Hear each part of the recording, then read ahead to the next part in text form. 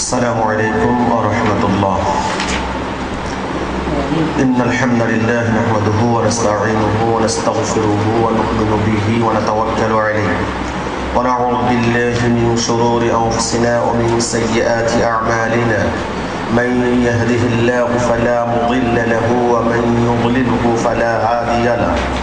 ونشهد أن لا إله إلا الله وحده لا شريك له ونشهد أن سيدنا وسندنا وحبيبنا وطبيب قلوبنا ونور عيوننا ونور عرش الله العظيم مولانا محمدا عبده ورسوله صلى الله عليه وعلى آله وأصحابه وأزواجه وذرياته وأولياء أمته ومن تبعهم بإحسان إلى يوم الدين رضوان الله تعالى عليهم أجمعين. أما بعد فأعوذ بالله من الشيطان الرجيم. بسم الله الرحمن الرحيم. اتل ما أوحي إليك من الكتاب وأقم الصلاة إن الصلاة تنهى عن الفحشاء والمنكر إن الصلاة تنهى عن الفحشاء والمنكر ولذكر الله أكبر والله يعلم ما تصنعون. وقال رسول الله صلى الله عليه وسلم صلوا كما رأيتموني أصلي. صدق الله العظيم وصدق رسوله النبي الكريم ونحن على ذلك لمن الشاهدين الشاكرين والحمد لله رب العالمين.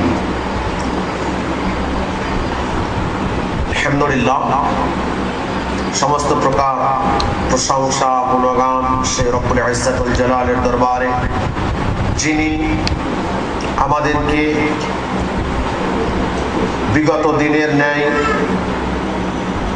একই কর্মসূচি বাস্তবায়নের লক্ষ্যে আজকেও সেই মহান উদ্দেশ্যকে সামনে রেখে উপস্থিত হওয়ার সুযোগ দান করলেন। এজন্য আমরা তাঁর দরবারে শুকরিয়া আদায় করছি আলহামদুলিল্লাহ। অসংখ্য অগণিত দরুদ ও সালাম সাইয়্যিদুস সাকালাইন ইমামুল কিবলাতাইন হুজুরে নূর সাল্লাল্লাহু আলাইহি ওয়াসাল্লামের প্রতি, যিনি তার উম্মতকে জান্নাতে যাওয়ার, দুনিয়ায় রিজিক বৃদ্ধির লক্ষ্যে আরো অসংখ্য ফজিলত অর্জন করার জন্য মুমিনদের অন্যতম একটি গুণাবলী নামাজ আদায় এবং এই নামাজ আদায় সংক্রান্ত বিষয়ের বিধিবিধান সমূহ তার নূরানি জবানে ইরশাদ করেছেন। আমরা গত সপ্তাহে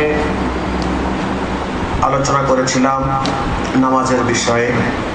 আমরা ধারাবাহিকভাবে আলোচনা করেই যাব, এটা আমাদের বর্তমান এই অনুষ্ঠানের লক্ষ্য। আমরা গত সপ্তাহে আলোচনা করেছিলাম নামাজে সূরাতুল ফাতিহা শেষে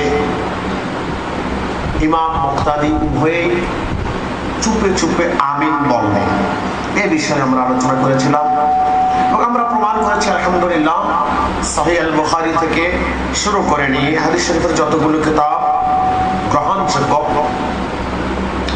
এবং প্রত্যেকটা হাদিসের সনদ বিচারে আমরা প্রমাণ করে দিয়েছি যে আমি চুপিসারে, আমি আস্তে আস্তে নিচু আওয়াজে সূরা ফাতিহার শেষে মুক্তাদি এবং ইমাম উভয়কে আমিনটা নিচু আওয়াজে পড়াটাই রাসূল করিম সাল্লাল্লাহু আলাইহি ওয়াসাল্লামের সুন্নাত। এবং আমাদের সমাজে যারা লামজহাবি বলে দাবি করছে, তাদের দাবিটা যে অহেতুক, বাতিল এবং প্রতারণামূলক, সেটাও আমরা প্রমাণ করে দিয়েছি। একই ধারাবাহিকতায় আজকে আমরা বসেছি আরেকটি মাসআলা নিরূপণ, মাসআলার সঠিকতা নিরূপণের জন্য, যেটা আমরা যুগ যুগ ধরে, আজকে ইসলাম আর মুসলমানদের 1400 বছর বিগত হয়েছে, যে মাসআলার ব্যাপারে আইম্মায়ে মুজতাহিদিন, তাবেঈন, সাহাবায়ে কেরাম রাদিয়াল্লাহু তাআলা আনহুম আজমাইন সকলেই এই মাসআলাটিকে যতটুকু গুরুত্বের সাথে দেখেছেন এবং সেই শিক্ষায় আমরা ততটুকু গুরুত্বের সাথেই দেখি। সে মাসালাটি হচ্ছে আমরা তাকবীরে তাহরিমা বলার পরে দুই হাত কানের লতি পর্যন্ত উঠায় হাত দুটো যখন আমরা নিচে নামাবো, হাতটা স্থাপন করবো কোথায়, হাত দুটো আমরা বাঁধবো কোথায়, এই বিষয় নিয়ে আজকে আমাদের আলোচনা। আমরা এতদিন ধরে জানতাম বা কোরআনে কারীম, সুন্নাত নববী, আসারে সাহাবা, আসারে তাবেঈন, আইম্মায়ে মুজতাহিদিনগণের সুন্নাত যেটা আমরা দেখে এসেছি, সাহাবায়ে কেরামদের মধ্যে, তাবেঈগণের মধ্যে এ বিষয়ের মতভেদ রয়েছে। একদল সাহাবী হাত বেঁধেছেন নাভির উপর, সোজা নাভির উপর। আরেকদল সাহাবী হাত বেঁধেছেন নাভির নিচে। আরেকদল সাহাবী হাত বেঁধেছেন নাভির সামান্য উপরে, বুকের নিচে সামান্য উপরে। এই তিনটা পদ্ধতি সুন্নাহ থেকে, হাদিস শরীফ থেকে পাওয়া যায়।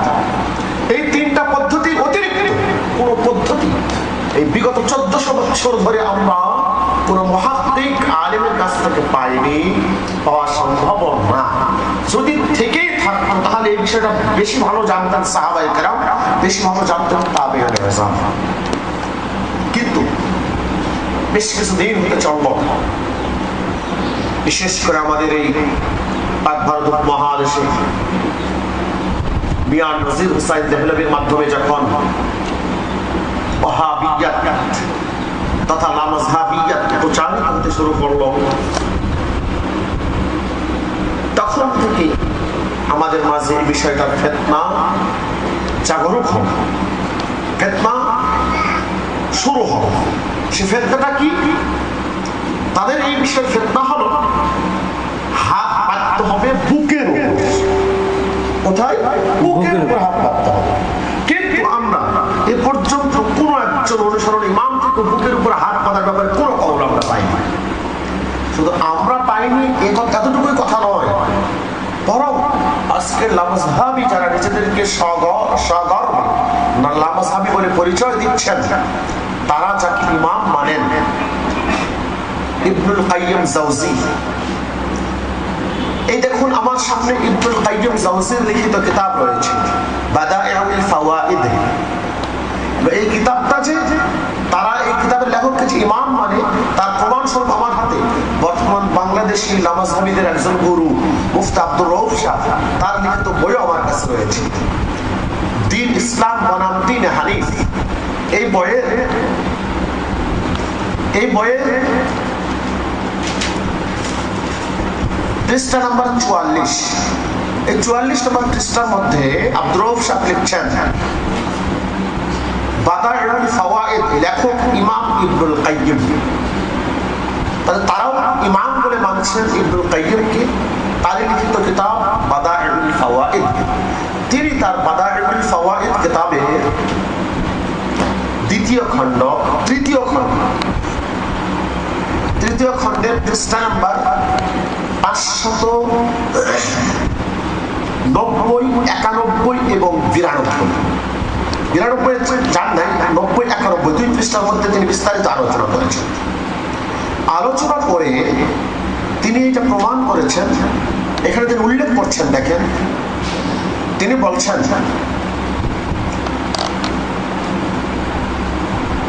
আবি তালিব সাআলতু আহমদ আইনা ইয়াদাউ ইয়াদাহু ইযা কানা ইউসাল্লি।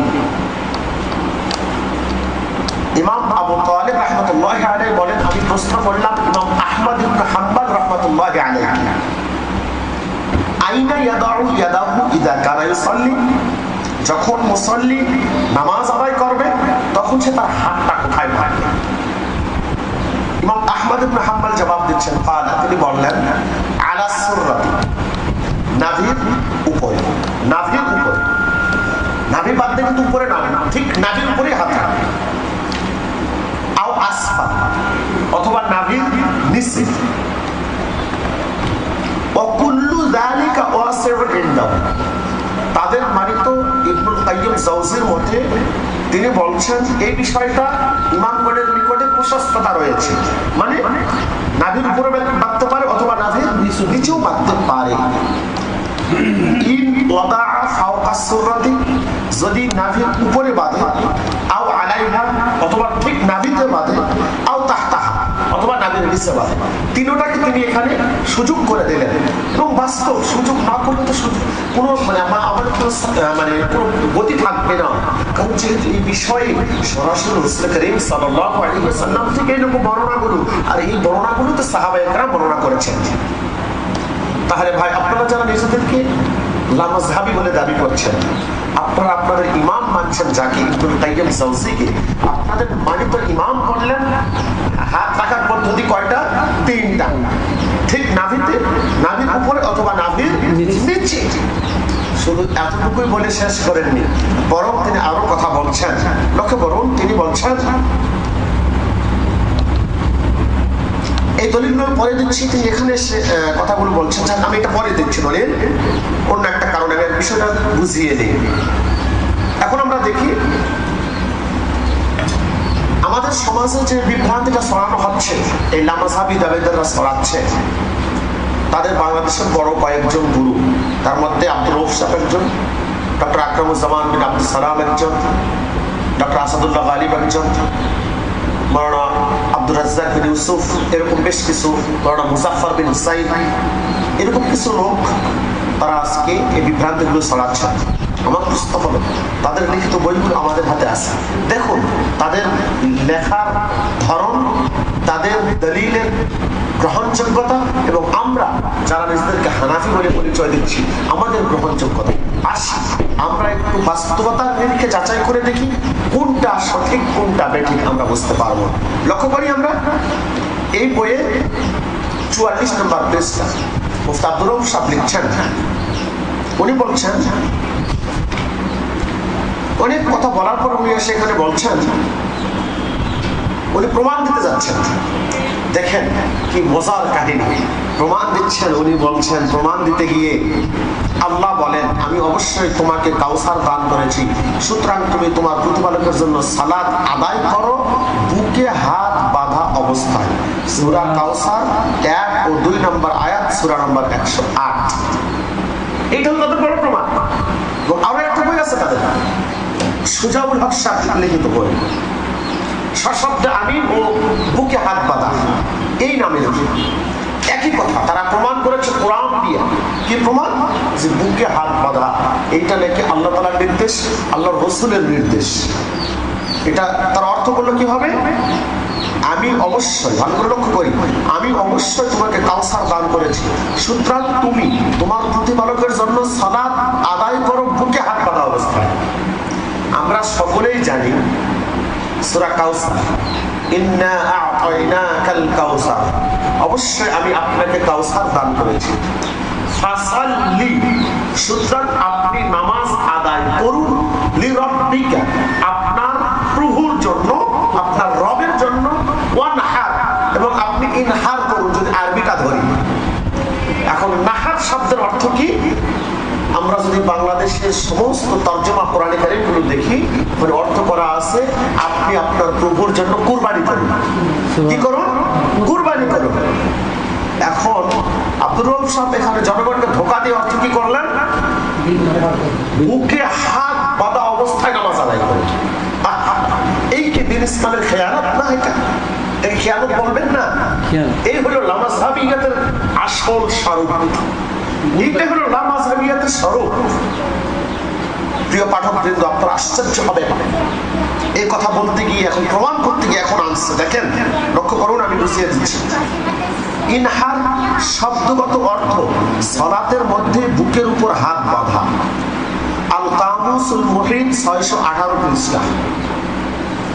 জনগণ হয়তোবা মনে করবে যে আল কামুসুল মুহিত হয়তোবা এটা কোরআনের কোনো তাফসীরের কিতাব অথবা হাদিসের কোনো শরহ বা হাদিসের কিতাব, যেভাবে উদ্ধৃতি দিয়েছে বলতে এটাই হচ্ছে। কিন্তু জেনে রাখেন, যারা সাধারণ তালিবে ইলম মাদ্রাসা ছাত্র, তারাও জানে যে কামুসুল মুহিত এইটা হলো একটা অভিধান গ্রন্থ। এটা কি গ্রন্থ? অভিধান গ্রন্থ। এটা আশ্চর্যের বিষয়, অভিধান গ্রন্থ থেকে প্রমাণ বলছে কিসের অর্থ করছে? কোরআনে কারিমে। কিসের অর্থ করছে? কোরআনে কারিমের অর্থ কি দ্বারা করছে? অভিধান গ্রন্থ। হাই রে মুফতি আব্দুর রউফ সাহেব, আপনার জ্ঞান গরিমাকে দেখে আশ্চর্যান্বিত হতে হচ্ছে আমাকে। আপনি কোরআনে কারিমের তাফসীর করলেন কি দিয়ে? অভিধান গ্রন্থ দিয়ে। এটা কি কোরআনে কারিমের তাফসীরের মূলনীতি? আপনি কি ভুলে গেছেন? قال رسول الله صلى الله عليه وسلم من فسر القرآن برأيه فليتبوأ مقعده من النار أو كما قال رسول الله صلى الله عليه وسلم। দুনিয়ার প্রায় সমস্ত হাদিস শরীফের কিতাবের মধ্যে সহিহ সুন্নাহর হাদিস শরীফ এটা হুজুর সাল্লাল্লাহু আলাইহি ওয়াসাল্লাম বলেছেন, যে ব্যক্তি কোরআন কারীমের তাফসীর করবে, ব্যাখ্যা করবে, নিজের মন মতো সে তার স্থানটা নিজে জাহান্নামে ঠিক করে নেয়। তাহলে এখন আমরা বলতে বাধ্য হচ্ছি, এই হাদিস শরীফ অনুযায়ী ভাই আব্দুর রউফ সাহেব আপনি কিন্তু ওই কাজটাই করে নিলেন। আপনি কোরআন কারীমের মন গড়া তাফসীর করার কারণে এই হাদিস অনুযায়ী আপনার জায়গা কিন্তু জাহান্নামেই আমাদের ধারণা হচ্ছে আপনি বানিয়ে নিয়ে ফেলেছেন। এখন আমরা দেখি আপনার দৌড় আর কত দূর। এখন ইনি বলছেন ইমাম শাইবি, কথাটা ভুল, ইমাম শাইবি না, কথাটা হলো ইমাম শাআবি। ইমাম শাআবি ও ইমাম বাকের থেকে এই অর্থ বর্ণিত হয়েছে। তার থেকে ইমাম শাআবি এবং ইমাম বাকের থেকে অর্থ বর্ণিত হয়েছে। উনি হাওয়ালা দিয়েছেন ইবনু কাসির 4th ভলিউম পৃষ্ঠা নম্বর 724 এ বলে উনি এখন বলে যাচ্ছেন এ অর্থই সঠিক। এই অর্থই সঠিক, কারণ সূরা কাউসার মক্কায় অবতীর্ণ হয় আর কুরবানি মক্কা থাকাতে বিধিবদ্ধ হয় নাই। সূরা কাউসার নাযিল হবার সময় সালাত চালু ছিল, কিন্তু কুরবানি চালু ছিল না। এর অর্থ যদি কুরবানি করার হুকুম হতো তাহলে কুরবানি করতেন, কিন্তু মক্কায় থাকাকালীন কুরবানি করার কোনো ইতিহাস ইসলাম ইতিহাসে ও হাদিসে নাই। অতএব ইনহার অর্থ কুরবানি করো, এর চাইতে বুকে হাত বেঁধে সালাত পড়ো অধিক বিশুদ্ধ। বুকে হাত বেঁধে সালাত পড়ার হুকুম আল্লাহ, রাসূল সাল্লাল্লাহু আলাইহি ওয়াসাল্লাম তাই বুকে হাত বেঁধে সালাত পড়েছেন। নবীর নিচে হাত বেঁধেছেন এমন কোনো বিশুদ্ধ দলিল নেই। এখন আব্দুর রউফ সাহেব আপনাকে আমরা প্রশ্ন করি, রাসূলুল্লাহ সাল্লাল্লাহু আলাইহি ওয়াসাল্লাম বুকের উপরে হাত বেঁধে নামাজ পড়েছেন, আপনি এখানে দাবি করলেন, কিন্তু কই আপনার তো সাহস হইল না। কোন কিতাবে আপনি এটা পেয়েছেন? কোন হাদিসের কিতাবে রয়েছে? কোন তাফসীরের কিতাবে রয়েছে? আপনি একটা হাওয়ালা দিতে পারলেন না। আপনি যদি হাওয়ালা দিতে পারতেন তাহলে দেখতাম না এটা কি আছে। হ্যাঁ, আপনি কোথা থেকে বলেছেন, কিসের জোরে আপনি লাফাচ্ছেন সেটাও আমার প্রকাশ করে দিচ্ছি, অসুবিধা নেই। এরপরে তিনি বলছেন, দেখেন, অতএব ইনহার অর্থ কুরবানি করো, এর চাইতে বুকে হাত বেঁধে সালাত পড়া অধিক বিশুদ্ধ। আর বলা হচ্ছে এরকম ভাবে কথা বলে উনি এখানে শেষ করেছেন। আর ওটা বইটা ভালো করে দেখে নিন, দ্বীন ইসলাম বনাম দ্বীন হানিফ, এই বইয়ের 44 নম্বর পৃষ্ঠার মধ্যে মুফতি আব্দুর রউফ সাহেব এরকম কিছু পাগলের প্রলাপ বললেন। আমরা এখন এইটার বাস্তবতা নিরূপণ করতে চাই। উনি এখানে বলেছেন তাফসীর ইবনু কাসির 4th ভলিউম পৃষ্ঠা নম্বর 724। প্রিয় পাঠক বৃন্দ, আপনারা লক্ষ্য করুন, আমার হাতে দেখছেন তাফসীর ইবনু কাসির। তাফসীর ইবনু কাসির 4th ভলিউম 8ম খণ্ড। এই আয়াতে আপনি লক্ষ্য করুন, এই সূরা কাউসারের উনি যে হাওয়ালাটা দিয়েছেন, হাওয়ালাটা আমি এখান থেকে সরাসরি উল্লেখ করে আপনাদেরকে দেখাচ্ছি। তিনি বলছেন, লক্ষ্য করুন, এখান থেকে বলা শুরু হয়েছে ফাসাল্লি লিরাব্বিকা ওয়ানহার। এখান থেকে ইমাম ইবনু কাসির রাহমাতুল্লাহি আলাইহি তিনি উল্লেখ করে বলছেন فأخلص لربك صلاتك المكتوبة والنافلة ونحرك فاعبده وحده لا شريك له وانحر على اسمه وحده لا شريك له كما قال تعالى قل إن صلاتي ونسكي ومحياي ومماتي لله رب العالمين لا شريك له وبذلك أمرت وأنا أول المسلمين سورة الأنعام آيات نمبر 163, 162, 163। এখন আপনি আসুন, তাহলে এখানে মুফতি আব্দুর রউফ সাহেব তিনি তার এই, আমি অবশ্যই কিতাবের একটা জবাব লিখেছি, কিতাবটা প্রকাশ হবে খুব তাড়াতাড়ি। দ্বীন ইসলাম বনাম দ্বীন হানিফ নামক এই বিভ্রান্তিকর পুস্তিকার মধ্যে উনি কি লিখলেন? তাফসীর ইবনু কাসিরের বরাত দিয়ে শুধু দেখালেন ইমাম শাআবি আর ইমাম বাকের থেকে বর্ণিত হয়েছে, অথচ এখানে আরো অনেক ইমাম সাহাবী, উনিও সাহাবী নন। ইমাম বাকের তিনিও সাহাবী নন। ওহে আব্দুর রউফ সাহেব, আপনি জাতিকে এমন ভাবে ধোঁকা দিতে গিয়েছেন, মনে করেছেন হয়তোবা বাংলাদেশের হানাফিরা আরবি পড়তে পারে না, অথবা তাফসীর ইবনে কাসির তাদের কাছে নেই, এটা আপনি মনে করেছেন। কিন্তু মনে রাখুন, ইমাম আযম আবু হানিফা রাহমাতুল্লাহ আলাইহির ওসিলায় আল্লাহ তাআলা গোটা বিশ্বে, খোদ বাংলাদেশে হাজারো হাজার আলেমের প্রয়োজন নাই, আলেমের ছাত্ররা আপনার আব্দুর রউফকে শিক্ষা দিতে পারে। আলহামদুলিল্লাহ। আপনি লক্ষ্য করুন আব্দুর রউফ সাহেব, আপনি ভালো করে দেখুন।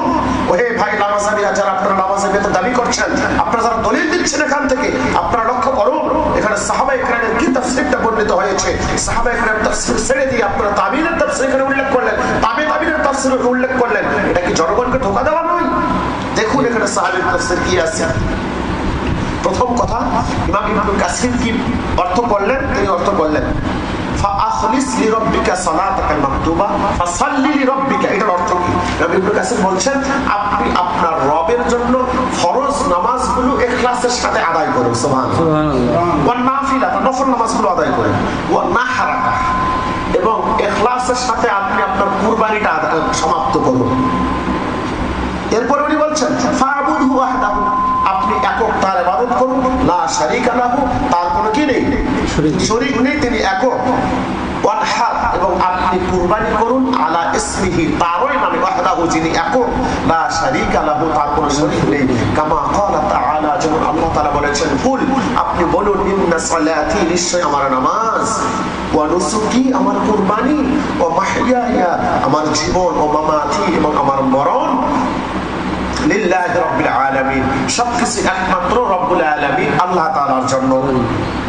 এ বলার পরে ইমাম ইবনে কাসির বলছেন, ক্বালা ইবনু আব্বাস ওয়া আতাউন ওয়া মুজাহিদুন ওয়া ইকরামাতু ওয়াল হাসান। দেখেন ইমাম ইবনে কাসির রাহমাতুল্লাহ আলাইহি কয়েকজনের মত এখানে উল্লেখ করেছেন।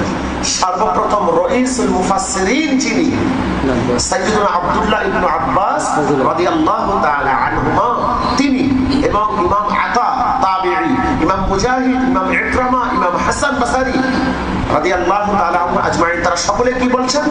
ইয়ানি বিযালিকা নাহরুল বাদানি ওয়া নাহরুহা, অর্থাৎ ওয়ানহার, এইটার দ্বারা অর্থ হচ্ছে কি?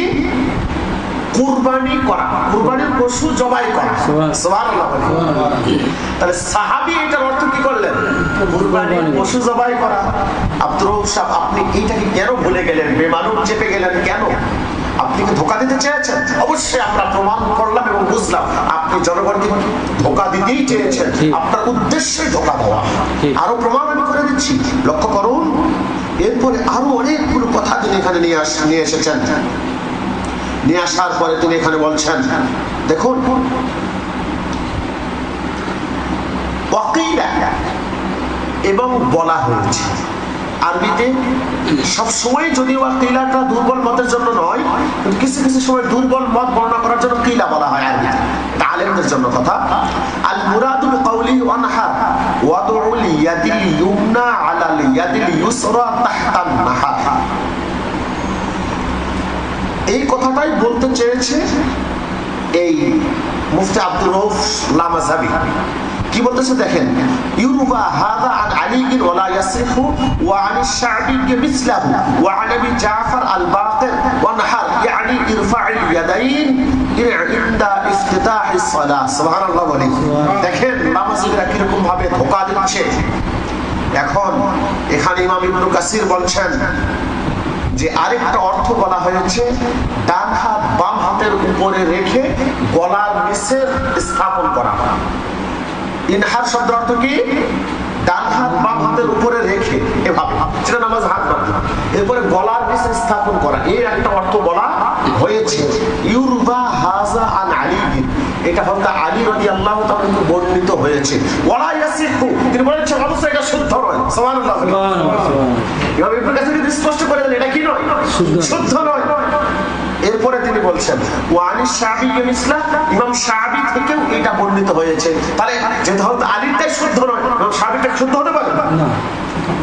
অতএব আপনি ইবনু কাসির ওহে নামাজাবিরা, আপনারা ইবনু কাসিরের বরাত দিয়ে ইনহার শব্দের অর্থ করেছেন নামাজের মধ্যে বুকে হাত বাঁধা, অথচ আপনাদের মানিত ইমাম ইবনু কাসির রাহমাতুল্লাহি আলাইহি তিনি বলে দিলেন এই বর্ণনাটা শুদ্ধ নয়, বর্ণনাটা শুদ্ধ নয়, অশুদ্ধ বর্ণনা। তাহলে আপনি কি করে অশুদ্ধ বর্ণনা দ্বারা দলিল দিতে চেয়েছেন?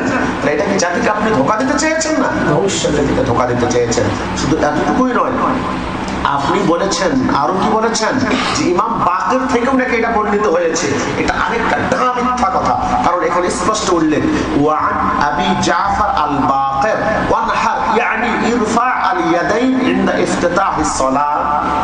দেখেন আব্দুর রউফ সাহেব ওহে নামাজাবির দলেরা, আপনারা আজকে আপনাদের একটা উল্টা মানে নতুন মত প্রতিষ্ঠার জন্য ইমাম বাকের নামে মিথ্যা বললেন, ইমাম ইবনে কাসিরের নামেও আপনারা মিথ্যা বললেন। কিরকম ভাবে মিথ্যা বললেন আপনারা লক্ষ্য করুন। আপনি বলেন ইমাম বাকের থেকেও রয়েছে, কিন্তু না, ইমাম ইবনে কাসির কি বলছেন? ওয়ান আবি জাফর আল বাকির, ইমাম আবু জাফর বাকির রাহমাতুল্লাহ আলাইহি থেকে বর্ণিত হয়েছে ওয়ানহার। ওয়ানহারের অর্থ কি? ইরফা আল ইয়াদাইন, তুমি দুই হাত উত্তোলন করো ইনদা ইফতিতাহিস সালাত, নামাজ শুরুর সময়। সুবহানাল্লাহ। তাহলে ইবনু কাসিরের বরাতে আপনি বলেছেন যে ইমাম বাকির বলেছেন কি বুকে হাত বাঁধার কথা, অথচ ইবনু কাসির এখানে বলছেন না, ইমাম বাকির থেকে বর্ণিত হয়েছে কি শুরুর সময় দুই হাত উত্তোলন করা। তাহলে আপনি কি এইটাই মনে করেছিলেন বোধ হয় যে বোধ হয় ইবনু কাসিরের ভয় দেখাইলে আর হানাফিরা কি ইবনু কাসির খুঁজেও দেখবে না, এইটা বোধ হয় এদের সামনে আর নাই, এটা হয়তো খুঁজেও পাবে না। বা আপনি জেনে রাখেন হানাফিদের আলিমের দরকার নাই, হানাফিদের ছাত্রদের কাছে ইবনু কাসির আলহামদুলিল্লাহ ঘন্টায় ঘন্টায় রয়েছে। আমরা দেখি এখন শুধু এতটুকুই নয়, এই সমস্ত মতামত গুলো বর্ণনা করে ইমাম ইবনে কাসির স্পষ্ট বলে দিলেন। কি বলে দিলেন? তাহলে দেখুন এই আয়াতের কিন্তু তাফসীর কয়েকটা বর্ণিত হলো, আয়াতের তাফসীর কয়েকটা বর্ণিত হলো। একদল বললেন কি গরু কি আপনার পশু জবাই করা, আরেক দল বললেন হাত কান পর্যন্ত উপরে উপরে উঠানো নামাজ শুরুর সময়, আরেক দল বললেন বুকে হাত বাঁধা, এরকম কথা বলা হলো। সঠিক কোনটা উনি এখন সিদ্ধান্ত দিচ্ছেন না, সিদ্ধান্ত এখন কি দিচ্ছেন দেখো। এখানে ইমাম ইবনে কাসির রাহমাতুল্লাহ আলাইহি বলেছেন ওয়া কুল্লু হাদিহিল আকওয়াল গরীবাতুন জিদ্দা। আরো একটা হাদিস উল্লেখ করেছেন, পরপর তিনি বলছেন যতগুলো কথা এখানে উল্লেখ করা হলো সবগুলোই অতিশয় অপরিচিত কথা, মানে এগুলো একেবারে অপরিচিত, এগুলো কথার কোনো গ্রহণযোগ্যতা নেই। ওয়াসসাহিহু, আর বিশুদ্ধ কথা হইল আল কাউলুল আউয়াল, প্রথম কথা। প্রথমে কোনটা বর্ণনা করা হয়েছে? পশু জবাই। তিনি আরো উল্লেখ করে দিয়েছেন আন্নাল মুরাদা বিন নাহার, ইনহার দ্বারা অর্থ হইল যাবহুল মানাসিক, কুরবানির পশু জবাই করা। সুবহানাল্লাহ। তাহলে ওহে নামাজাবি মৌলভী আব্দুর রউফ সাহেব, সুজাউল হক সাহেব, আকরামুজ্জামান বিন আব্দুল সালাম সাহেব, আব্দুর রাজ্জাক বিন ইউসুফ সাহেব, আসাদুল্লাহ গালিব সাহেব, মুজাফফর বিন হুসাইন সাহেব, আপনারা যে আজকে জনগণকে ধোঁকা দিচ্ছেন ইবনে কাসিরের নাম দিয়ে, আর কখনো এই ধোঁকা দিতে যাবেন না ভাই। কারণ আপনারা বলেন আমাদের মন চাচ্ছে তাই করছি, কিন্তু কোরআন হাদিসের নাম দিয়ে কেন আপনারা ধোঁকা দেবেন? নাকি বলেন? কোরআন হাদিসের নাম দিয়ে কেন আপনারা ধোঁকা দেবেন? আপনারা এমনি বলেন আমরা শয়তানের অনুসরণ করছি, তাহলে আমাদের কোনো বক্তব্য আর থাকবে না। তখন আপনারা শয়তানের উন্মত হয়ে যান, শয়তানের অনুসারী হয়ে যান। আমরা তো শয়তানের অনুসারী আর হইতে পারি না ভাই। তাহলে আমরা স্পষ্ট প্রমাণ করে দিলাম তারা যে কোরআনে কারীম বলছে আল্লাহ তাআলার নির্দেশ, এইটা সম্পূর্ণ বুয়াবাজি কথা, এটা সম্পূর্ণ বাতিল কথা, এটা অহেতুক কথা, বুয়া কথা। এখন আমরা আসি দেখি এরপরে এই তাফসীরের কথাগুলো বলে বলে শেষ করে দিয়েছে, এবং মুফতি আব্দুর রউফ সাহেব এর চেয়ে বেশি কোনো প্রমাণ উনি দিতে পারেন না, কারণ উনি ভালো করে জানেন যে, কারণ উনি কিন্তু, আমি একটা তথ্য আপনাদেরকে জানিয়ে দিই, মুফতি আব্দুর রউফ এর বাড়ি খুলনা। তথ্যটা আপনারা অনেকে জানেন কিনা জানি না, এর বাড়ি খুলনা। এর বাবার নাম শাইখুল হাদিস হযরত মাওলানা আব্দুল আজিজ সাহেব। ইনি কে ছিলেন?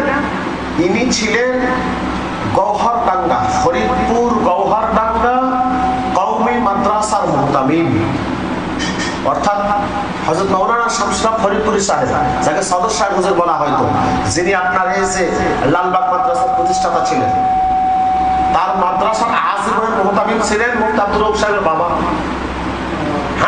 ছিলেন মুফতি আব্দুর রশিদের বাবা, আর মুফতি আব্দুর রব নিজেও হানাফি ছিলেন, কিন্তু পরবর্তীতে সৌদির পেট্রোল বিক্রি আর স্বর্ণের রিয়াল নিয়ে উনি হয়ে গেছেন লামাজহাবি। এই জন্য উনি ভালো করে জানতেন যে এখানে হানাফিদের যে দলিল আছে, এই দলিলের কাছে লামাজহাবিদের বুকে হাত বাঁধার দলিল কখনো টিকবে না। এজন্যই কিন্তু উনি বেশি কিছু উল্লেখ না করে এমনি ভুয়া একটা কথা বলে দিয়েছেন যে রাসূলুল্লাহ সাল্লাল্লাহু আলাইহি ওয়াসাল্লাম কি করেছেন, বুকে হাত বেঁধেছেন, কোনো দলিল দিতে পারেন নাই।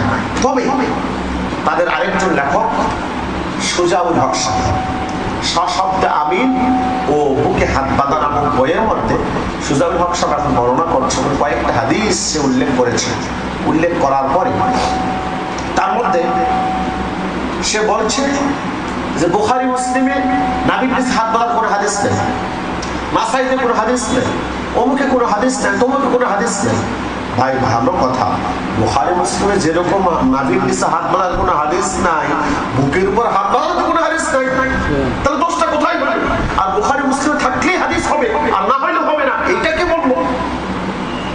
এরপরে আসে সে দলিল দিয়েছে, তাদের সবচেয়ে বড় দলিল হচ্ছে, দলিলটা কোথাকার? তারা যে দলিলটা উপস্থাপন করে সে দলিলটা হচ্ছে সহিহ ইবনে খুজাইমা, কিতাবের নাম সহিহ ইবনে খুজাইমা।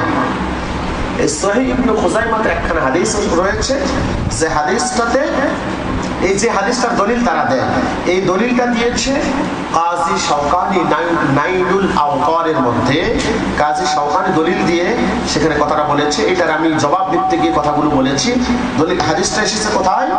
তাদের সবচেয়ে বড় সহিহ হাদিস, একটাই সহিহ হাদিস, আর কোন হাদিস তাদের দাবি অনুযায়ী নাই। সে হাদিসটাও রয়েছে কোন জায়গায় রয়েছে? হাদিসটা উল্লেখ রয়েছে সহিহ ইবনে খুজাইমা। সহিহ ইবনে খুজাইমা, ইবনে খুজাইমা হচ্ছে হাদিসের কিতাব, এই কিতাবের মধ্যে এটা উল্লেখ করা হয়েছে। এখন আসি, হাদিসটার মধ্যে উল্লেখ করা হয়েছে যে রাসূলুল্লাহ সাল্লাল্লাহু আলাইহি ওয়াসাল্লাম তার ডান হাত বাম হাতের উপর রেখে বুকের উপরে বাঁধলেন। হাদিসটা তাদের মানিত ইমাম ইবনুল কাইয়্যিম জাওজি তিনি উল্লেখ করেছেন তার কিতাবের মধ্যে। উল্লেখ করে তিনি এখানে বলছেন যে দেখুন উনি কি বললেন, মুআম্মাল আন সুফিয়ানা আন আসিম ইবনে কুলাইব আন আবিহি আন ওয়াইল আন্না নবী সাল্লাল্লাহু আলাইহি ওয়াসাল্লাম ওয়াদা ইয়াদাহু আলা সাদরিহি। বর্ণনা করেছেন রাবি মুআম্মাল, বর্ণনাকারী মুআম্মাল, তিনি হযরত সুফিয়ান থেকে, তিনি আসিম ইবনে কুলাইব থেকে, তিনি তার পিতা থেকে, তিনি হযরত ওয়াইল থেকে। রাসূলুল্লাহ সাল্লাল্লাহু আলাইহি ওয়াসাল্লাম তিনি তার হাত বুকের উপরে বেঁধেছেন। কোথায় বেঁধেছেন? এই কথা উল্লেখ করার পরে তাদের মানিত ইবনুল কাইয়্যিম জাওজি বলছেন, রাওয়া হাদাল হাদিস আব্দুল্লাহ ইবনুল ওয়ালিদ আন সুফিয়ান লাম ইয়াযকুর যালিকা। এই হাদিসটা হযরত সুফিয়ান থেকে বর্ণনা করেছেন আপনার আব্দুল্লাহ ইবনুল ওয়ালিদ, অথচ তিনি সেখানে আলা সাদরিহি বুকের উপর এই কথাটুকু উল্লেখ করেন। শুধু তাই নয়, এই হাদিসটা সমশব্দে বর্ণিত হয়েছে। ইমাম নাসাই রাহমাতুল্লাহ বর্ণনা করেছেন, ইমাম আহমদ রাহমাতুল্লাহ আলাইহি বর্ণনা করেছেন, ইমাম ইবনে মাজাহ রাহমাতুল্লাহ আলাইহি বর্ণনা করেছেন। তাদের কোনো বর্ণনাতে বুকের উপর কথাটুকু নেই, শুধুমাত্র ইবনে খুজাইমার বর্ণনা রয়েছে বুকের উপর। এখন মুহাদ্দিসিনে কেরাম বলছেন কিরকম, যেমন ইবনুল কাইয়্যিম জাওজি বললেন যে এই হাদিসের একজন বর্ণনাকারী রয়েছেন মুআম্মাল, তার নাম কি? মুআম্মাল। এই মুআম্মাল বর্ণনা করেছেন, এই মুআম্মাল বর্ণনাকারী তিনি এই অতিরিক্ত কথাটা বলেছেন, অন্য কোনো বর্ণনাকারী অতিরিক্ত কথাটা বলেননি। এখন বলা হচ্ছে যে দেখুন এই রাবি মুআম্মাল, বর্ণনাকারী মুআম্মাল, তার অবস্থাটা কি? তিনি যে অতিরিক্ত বর্ণনা করলেন, উসুল হাদিসের একটা নিয়ম আছে, রাবি যদি নির্ভরযোগ্য হন, সিকা রাবি হন, তাহলে তার অতিরিক্ত বর্ণনা গ্রহণযোগ্য। কিন্তু মুআম্মাল উনি কোন ধরনের বর্ণনাকারী এইটা আমরা একটু দেখে নেই। যদি উনি সিকা বা নির্ভরযোগ্য বর্ণনাকারী হন তাহলে তার বর্ণনা গ্রহণযোগ্য হবে। কিন্তু দেখি মুহাদ্দিসগণ কি বলেছেন, আসি দেখুন। ইমাম বুখারী রাহমাতুল্লাহ আলাইহি বলেছেন, কে বলেছেন? তারা তো কথায় কথায় বুখারী বুখারী ছাড়া কোনো কথাই বলে না। ইমাম বুখারী রাহমাতুল্লাহ আলাইহি বলছেন এই মুআম্মাল নামক এই ব্যক্তিটাকে মুআম্মাল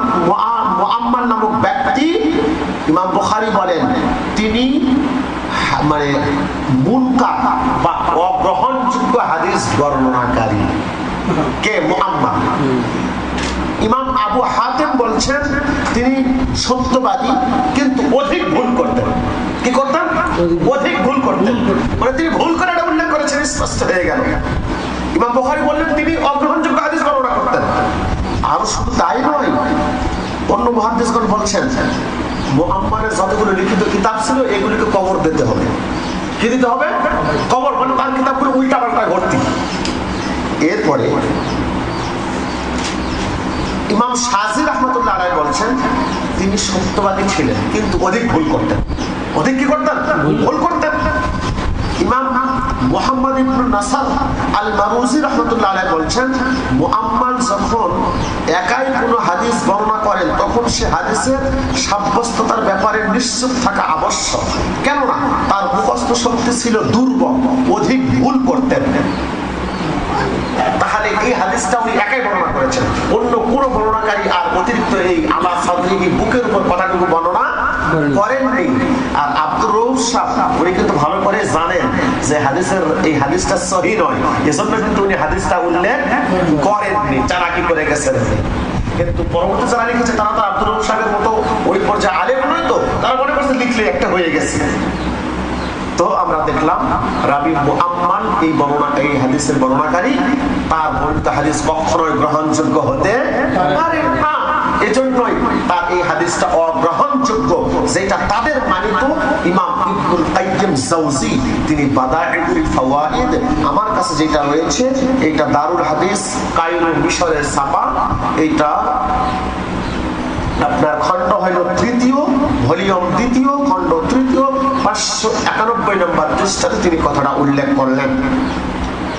প্রিয় পাঠকবৃন্দ, লক্ষ্য করুন,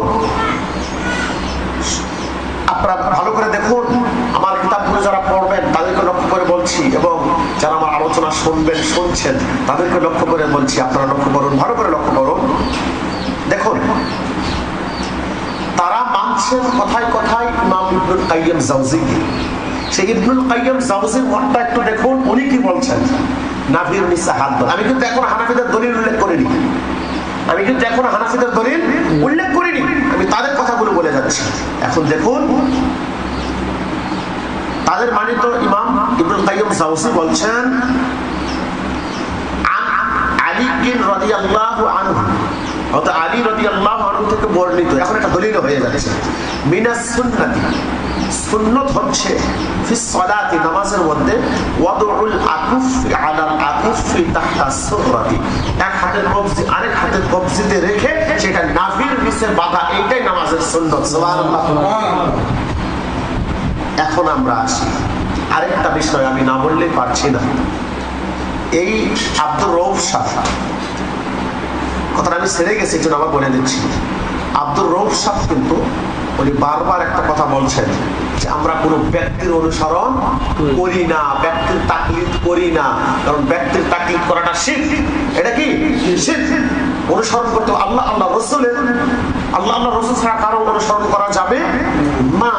কিন্তু আপনারা লক্ষ্য করেছেন কিনা দেখুন, উনি কিন্তু এই সূরা কাউসারের তাফসীর করতে গিয়ে কার ব্যাখ্যা দিয়েছেন? আল কামুসুল মুহিত। আল কামুসুল মুহিত উনি কোন ইমাম নন, উনি একটা অভিধান প্রণেতা। তাহলে অভিধান প্রণেতা, অভিধানে উনি রেফারেন্স দিলেন। তাহলে কি এখন আমরা বলতে পারবো না যে আমরা তো ইমাম আবু হানিফা উনি একজন তাবিঈ ছিলেন, তার অনুসরণ করি, আর আপনি তো একজন অভিনেতার অনুসরণ, অভিধান প্রণেতার অনুসরণ করলেন, অতএব আপনি কি এখন শিরকের দায়ী হইলেন না? এরপরে আপনি বলছেন ব্যক্তির কোনো তাকলিদ করা জায়েজ না, এটা হারাম, এটা শিরক আপনাদের দাবি, অথচ আপনারা এইটা প্রমাণ করতে গিয়ে ইমাম শাফিঈর অনুসরণ করলেন। কার? ইমাম শাফিঈ। তাহলে ইমাম শাফিঈ আল্লাহ না রাসূল? উনি আল্লাহ না, উনি রাসূল না, উনি সাহাবীও না। তাহলে ইমাম শাফিঈর কথায় আপনি বুকের উপরে হাত পাচ্ছেন, তাহলে তো আপনি এখন ব্যক্তির অনুসরণ করে আপনি নিজেই মুশরিক হয়ে গেলেন, বা আপনার দলের সকলে মুশরিকের কাতারে নাম লিখিয়ে ফেলবেন। আমরা তখন বলতে বাধ্য হবো। ভাইরা, শুধু এতটুকুই নয়, লক্ষ্য করুন, তারা বুকের বুকের উপর হাত বাঁধা নিয়ে এত লাফালাফি করছে। আমি আমাদের দলিল পরে নিয়ে আসছি, তাদের চ্যাপ্টারটা আগে শেষ করে নেই। দেখুন তাদের মানিত ইবনুল কাইয়্যিম জাওজি তিনি তার কিতাবের মধ্যে বলছেন, ভালো করে লক্ষ্য করুন, তিনি বলছেন কি,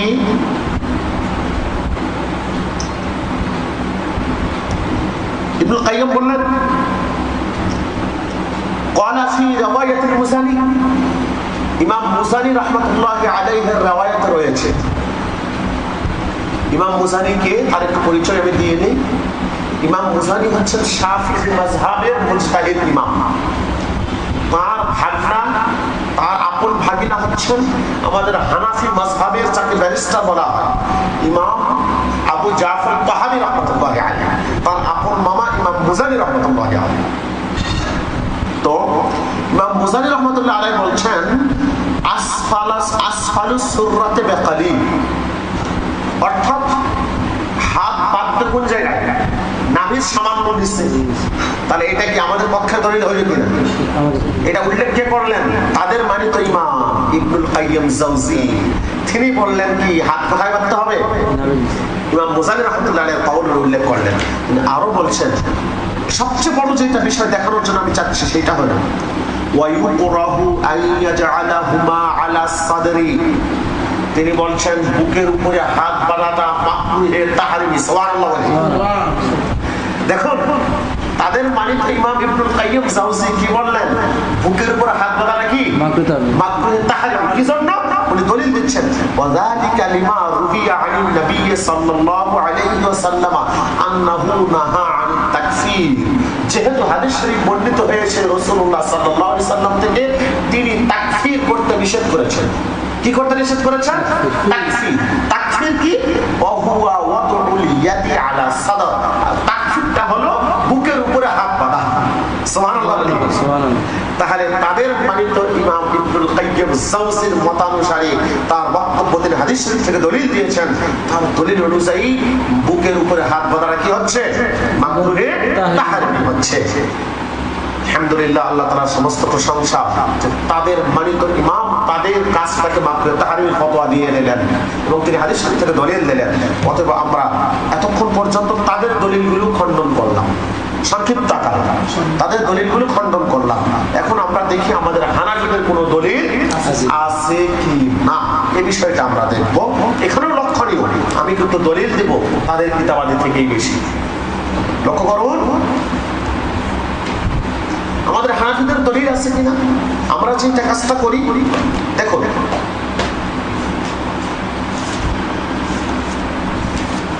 সম্মানিত উপস্থিতি, আমরা যে বিষয়টা এখন আলোচনা করতে যাচ্ছি আমাদের দলিল, কারণ আমরা দেখালাম তাদের দলিলগুলো সম্পূর্ণ অগ্রহণযোগ্য, কিছুগুলো ধোঁকা, কিছুগুলো প্রতারণা, আর যে দু একটা আছে সেটা হলো অগ্রহণযোগ্য। হাদিসের যাচাই বাছাই এটা টেকে না। এখন আমাদেরটা কি হবে সেটা আমরা দেখি। ও তারা আরেকটা কথা বলতে পারে যে আমি রাবিদের তার দোষ বর্ণনা করলে কিতাবের হাওয়ালা দেই নাই, আমি হাওয়ালা দিতে ভুলে গিয়েছি, কিতাবের হাওয়ালা দিয়ে দিই। তাহজিবুত তাহজিব, তাহজিবুত তাহজিব করলেই সমস্ত বর্ণনাগুলো আমার পাওয়া যাবে। এটা রাবিদের আসমাউর রিজালের কিতাব। এখন আমরা আসি আমাদের দলিলগুলো আমরা নেই, আমরা দলিল উল্লেখ করব কোথা কোথা থেকে। এখন লক্ষ্য করুন, প্রথম দলিল আমি উল্লেখ করব হাদিস শরীফটা রয়েছে আবু দাউদ শরীফে, হাদিসের নাম্বার 756, সুনানে দারাকুতনিতে হাদিসের নাম্বার 1089 এবং 1090, মুসনাদ ইমাম আহমদ ইবনে হাম্বলে প্রথম খণ্ড 110 পৃষ্ঠা, সেখানে হাদিস শরীফটা রয়েছে। হাদিস শরীফটা কি দেখুন, হাদিস শরীফ আমি পড়ে শোনাচ্ছি। হাদিস শরীফ হচ্ছে আন আলকামাতা, না এই হাদিস না, হাদিস শরীফটা হচ্ছে আন আলী রাদিয়াল্লাহু তাআলা আনহু মিন আস-সুন্নাতি ফি আস-সালাতি ওয়াদউল আকুফি আলা আল-আকুফি তাহতা আস-সুররাতি। হাদিসটা আগে আমি একবার বলেছি। আলী রাদিয়াল্লাহু তাআলা আনহু বলছেন সুন্নাত নামাজের মধ্যে সুন্নাত হচ্ছে কবজির উপরে কবজি রেখে হাতটা কোথায় রাখা? নাভির নিচে রাখা। হাদিসটা এই কিতাবের মধ্যে পাবেন। তবে এখানে তারা একটা দোষ ধরবে। আমি কিন্তু গোপন কোনো কিছু রাখছি না। তারা কি দোষ ধরবে? তারা বলবে হাদিসের একজন বর্ণনাকারী আছেন যার নাম হচ্ছে আব্দুর রহমান ইবনে ইসহাক। আব্দুর রহমান ইবনে ইসহাক, এই আব্দুর রহমান ইবনে ইসহাক রাবী হচ্ছেন দুর্বল। ইনাকে দুর্বল কে বলেছেন? কয়েকজন ইমাম, যেমন ইমাম নাসাই এটাকে দুর্বল বলেছেন। এখন ইনার দুর্বলতা বা সবলতা কি, এই বিষয়টা আমরা একটু আলোচনা করব। সেটা হচ্ছে, দেখুন, আব্দুর রহমান ইবনে ইসহাক তিনি ওই রকম দুর্বল রাবী ছিলেন না যে তার হাদিস একেবারে অগ্রহণযোগ্য। কেননা ইমাম আযালি রাহমাতুল্লাহি আলাইহি তাকে কি বলেছেন? ইমাম আযালি তাকে বলেছেন যে তিনি দুর্বল নন, তিনি সবল রাবী। শুধু এতটুকুই নয়, বরং তাদের মানিত আরেকজন ইমাম ইবনে হাজাম, ইবনে হাজাম হচ্ছে তাদের প্রথম সারির ইমাম। ইবনে হাজাম তার আল মুহাল্লা কিতাবের মধ্যে উল্লেখ করেছেন এবং এই রাওয়ায়াতটা গ্রহণ করেছেন। যদি যদি আব্দুর রহমান ইবনে ইসহাক এত দুর্বল রাবী হতেন, তাহলে তাদের মানিত ইমাম ইবনে হাজাম তার হাদিসকে গ্রহণ করতেন না। উনি গ্রহণ করেছেন, বুঝায় এটাই প্রমাণ করছে যে অবশ্যই তিনি এবং ইমাম আযালির মতো ব্যক্তি গ্রহণ করার কারণে তিনি ওই মানের দুর্বল রাবী না। শুধু এতটুকুই নয়, এছাড়া আরো কিছু কথা এখানে রয়েছে। সেটা হল ইমাম আবু দাউদ রাহমাতুল্লাহি আলাইহি তিনি তার আবু দাউদের মধ্যে হাদিসটা উল্লেখ করেছেন এবং তিনি চুপ থেকেছেন। সকলেই যারা উসুল হাদিস পড়েছেন সবাই জানেন যে ইমাম আবু দাউদ রাহমাতুল্লাহি আলাইহি কোনো হাদিস উল্লেখ করার পরে যদি তিনি চুপ থাকেন তাহলে সে হাদিসটা গ্রহণযোগ্য। আলহামদুলিল্লাহ, হাদিসটা গ্রহণযোগ্য। তিনি এই হাদিসটা উল্লেখ করে চুপ থেকেছেন, অর্থাৎ ইমাম আবু দাউদের মতেও এই হাদিসটা কি গ্রহণযোগ্য। তাই আমাদের দলিলটা গ্রহণযোগ্য হওয়ার ব্যাপারে আর সন্দেহ থাকে না।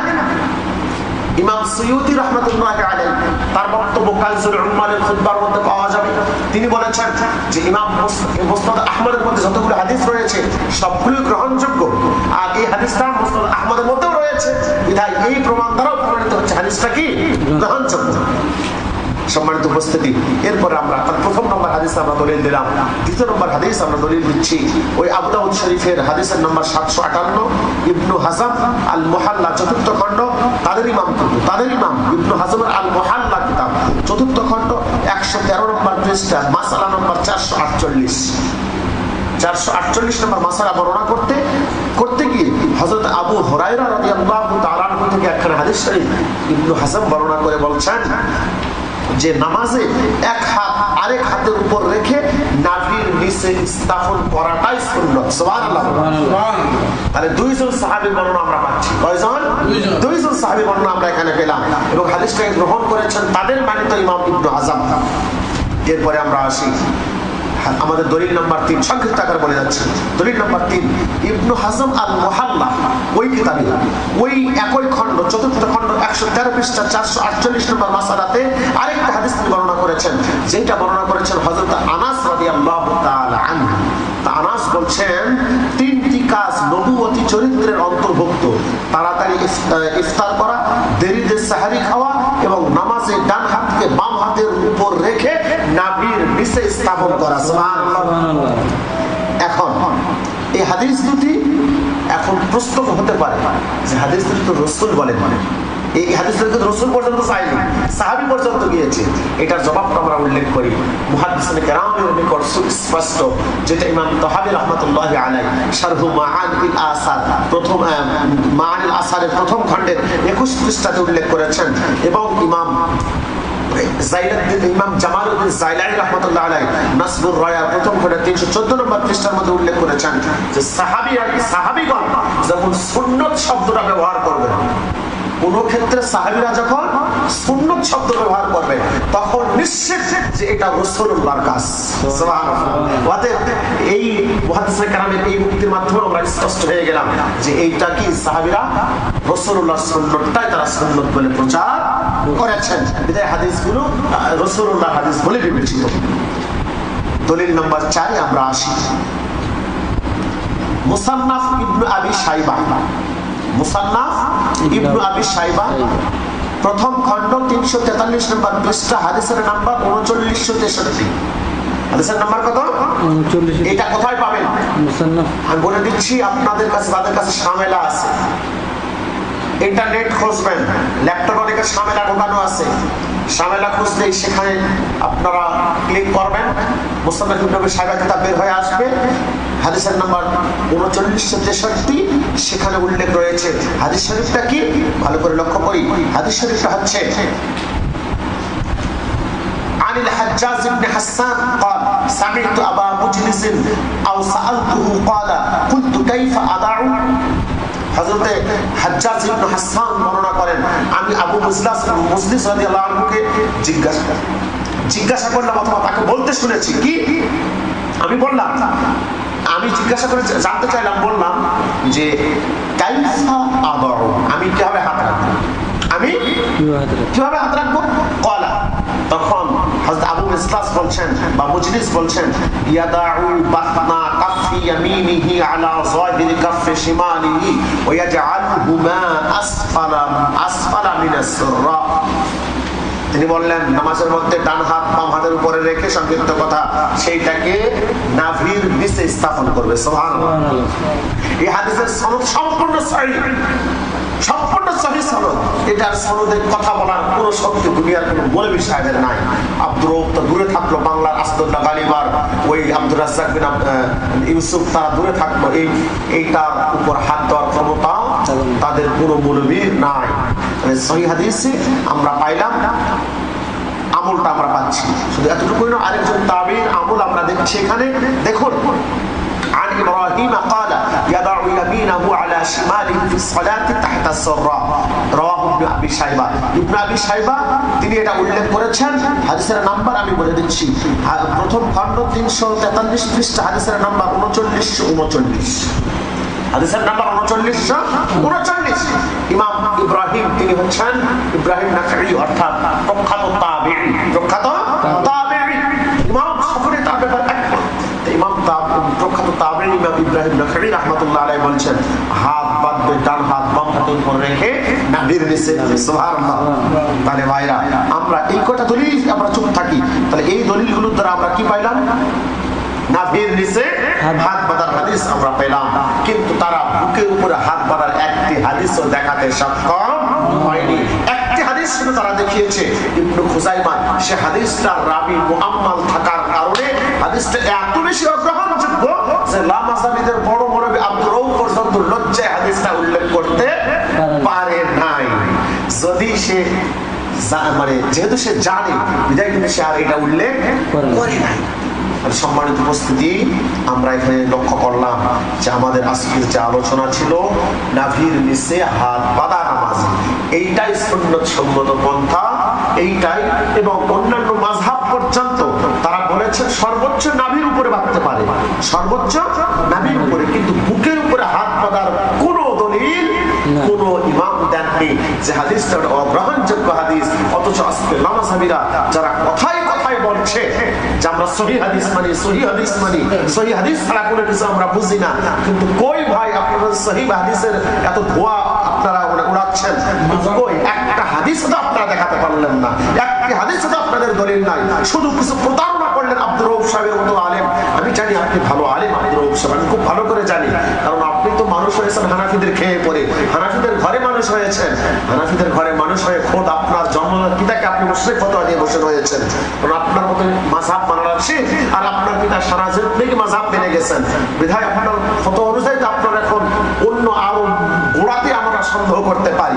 যাকে কথা না বলি, এতটুকু আমরা বলতে চাই, আপনি যে দাবি করলেন আপনার দাবি অনুযায়ী কিন্তু একটি দলিল আপনি উপস্থাপন করতে পারেননি, যেটা করেছেন সেটা ধোঁকায় পরিপূর্ণ, প্রতারণায় পরিপূর্ণ।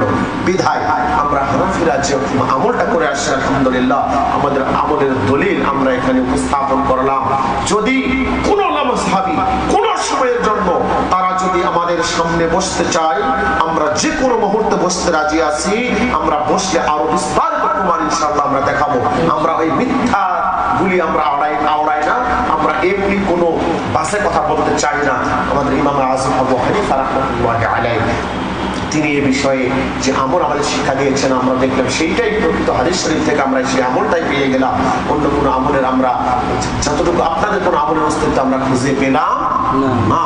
এর হাজিরিন, সুতরাং আমরা আজকের আলোচনা এখানে ইতি টানছি। আল্লাহ সুবহানাহু ওয়া তাআলা যাতে করে আমাদের যুগ যুগ ধরে এই জারি হওয়া আমলটা যেটা রয়েছে, আমলটা বাস্তব সত্য, এটা আমরা দেখলাম, এই আমলের উপরে আমাদের বাদবাকি জিন্দেগি আমাদের কাটানোর তৌফিক দান করেন। আমিন। ওয়া আখিরু দাওয়ানা আলহামদুলিল্লাহি রাব্বিল আলামিন। ওয়াসসালামু আলাইকুম ওয়া